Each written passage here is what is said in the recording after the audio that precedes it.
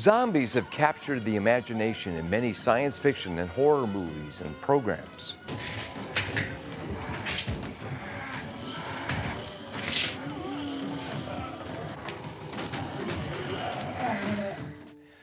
But what do some experts mean by the phrase zombie science? Well, Jonathan Wells coined the phrase zombie science to capture a phenomenon in evolutionary biology where pieces of evidence or arguments for Darwinian evolution that have been rebutted and refuted just keep coming back. People reprise the same arguments over and over again, no matter how many times they've been refuted or rebutted by or debunked by counter evidence.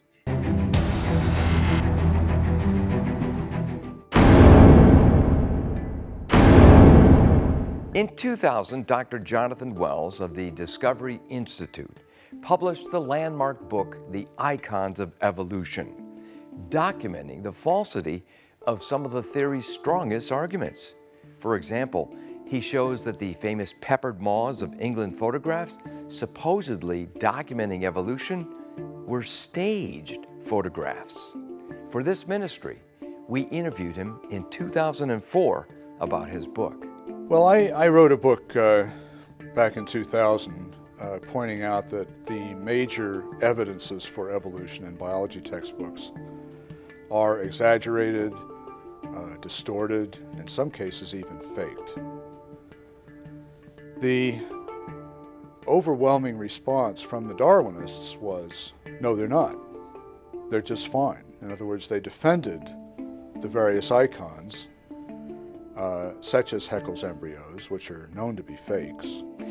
But despite exploding these myths, many scientists just repeat the lies over and over, hence the phrase zombie science. So there are many examples in the biological literature of arguments that are made in favor of Darwinian evolution that later turn out to be contrary to the evidence, and yet those arguments and evidences for Darwinian evolution are never corrected in, for example, biology textbooks. This is the kind of phenomenon that Dr. Wells is talking about when he talks about zombie science, the same old bad and inaccurate evidences are being recycled no matter how many times they get refuted.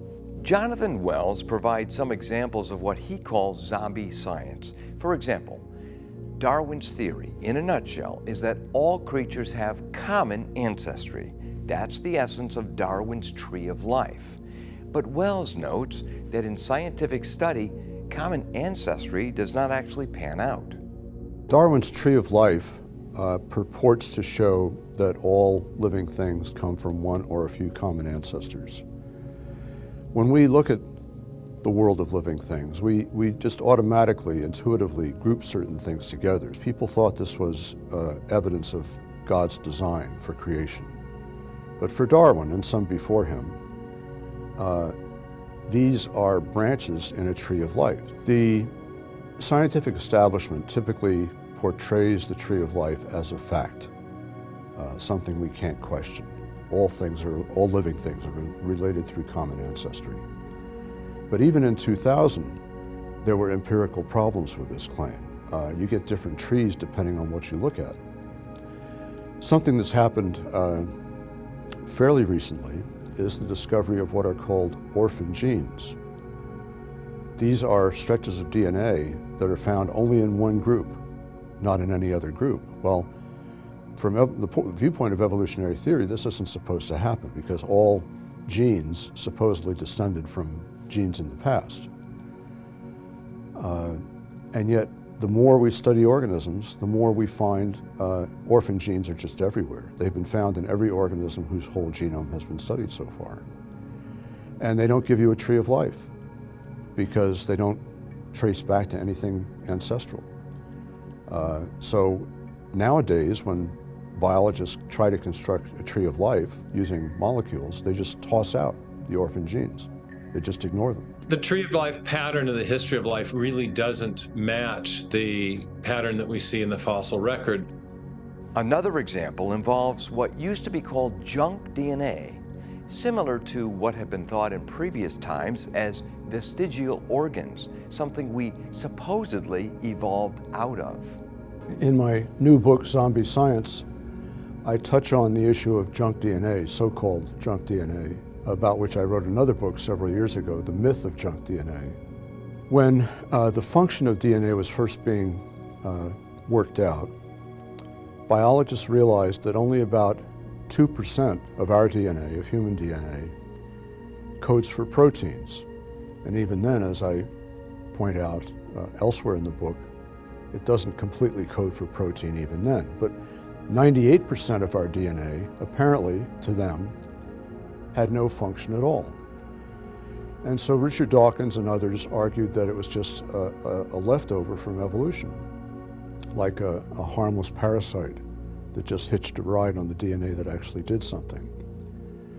And so for many years they argued that 98% of our DNA was junk and that this provided evidence for evolution. And yet, in the last 15 years, we've discovered that this so-called junk DNA actually serves some very important functions. Hardly a month goes by when some other element of so-called junk DNA is not reported to be functional. Now, interestingly enough, defenders of Darwinian evolution still insist that it's junk. So there's a controversy right now between people who study the actual functions of DNA and those who insist that evolutionary theory is true no matter what. The latter, to me, is a form of zombie science. One of the most significant icons of evolution is the famous artwork showing apes evolving to man. This icon is seen all over the place. When I published Icons of Evolution in 2000, what I called the ultimate icon was a drawing of an ape-like creature gradually morphing through more and more human-like animals into a modern human being. This is perhaps the most powerful icon of all. It touches us most directly in the sense that it's about our own origin. And it's basically an imaginative drawing to illustrate a materialistic story, namely that we morphed into our modern form through unguided evolution without any design. Instead of ending up with a nice clean line from an ape-like creature, chimpanzee-like creature, whatever, to a modern human being, each discovery complicates matters even more than they were complicated before. So we still don't know really what human evolution looked like, if in fact it was evolution at all. The fossils themselves do not provide the evidence for ancestry and descent. In some cases of what Jonathan Wells calls zombie science, outright theories in one time get promoted to alleged facts at another time.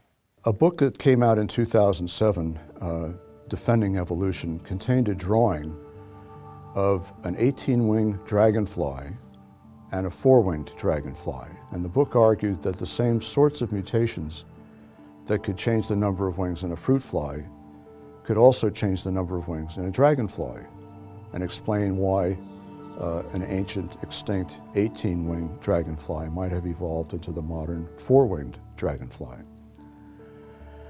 Well, 2 years after the book came out, the author was in a debate with Discovery Institute fellows Stephen Meyer and Rick Sternberg, and Rick pointed out that there never was an 18-winged dragonfly. And the author acknowledged this, the author of the book, and said it was just a thought experiment. Fine, that was in 2009. Then in 2013, this same guy put out a textbook, a biology textbook, with the same drawing of the 18-winged dragonfly and the 4-winged dragonfly. And that book, in 2013, claimed that the 18-winged dragonfly was a real fossil, was a real animal. So in just 4 years, the 18-winged dragonfly evolved from a thought experiment into a real fossil.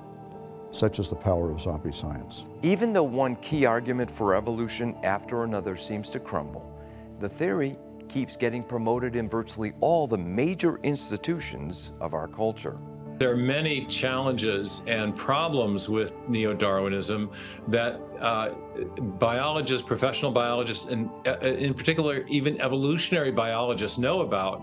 But in textbook presentations of the evidence, those problems are glossed over, and you get a kind of stylized or idealized version of the theory and a narrative that goes with it. A big problem with Darwinian evolution, unguided macroevolution, is that it can give you whatever you want. If you find similarity, that's due to evolution. If you find dissimilarity, that's due to evolution. And so a theory that explains everything, of course, really explains nothing.